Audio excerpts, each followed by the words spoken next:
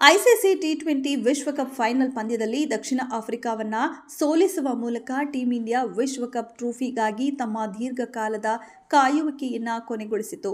ರೋಹಿತ್ ಶರ್ಮಾ ನೇತೃತ್ವದ ಭಾರತ ತಂಡವು ದಕ್ಷಿಣ ಆಫ್ರಿಕಾವನ್ನ 7 ರನ್ಗಳಿಂದ ಸೋಲಿಸಿ ಒಟ್ಟು 2ನೇ ಟಿ20 ವಿಶ್ವಕಪ್ ಪ್ರಶಸ್ತಿಯನ್ನ ಗೆದ್ದುಕೊಂಡಿತು.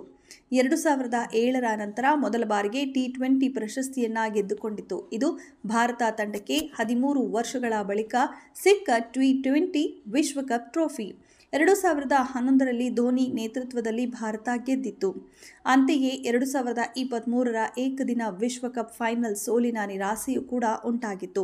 ಚಾಂಪಿಯನ್ ಆದ ತಕ್ಷಣ ನಾಯಕ ರೋಹಿತ್ ಶರ್ಮಾ, ಹಾರ್ದಿಕ್ ಪಾಂಡ್ಯ, ವಿರಾಟ್ ಕೊಹ್ಲಿ ಮತ್ತು ಇತರರು ಸೇರಿದಂತೆ ಭಾರತದ ಆಟಗಾರರಿಗೆ ತಮ್ಮ ಭಾವನೆಗಳನ್ನು ನಿಯಂತ್ರಿಸಲು ಸಾಧ್ಯವಾಗಲಿಲ್ಲ.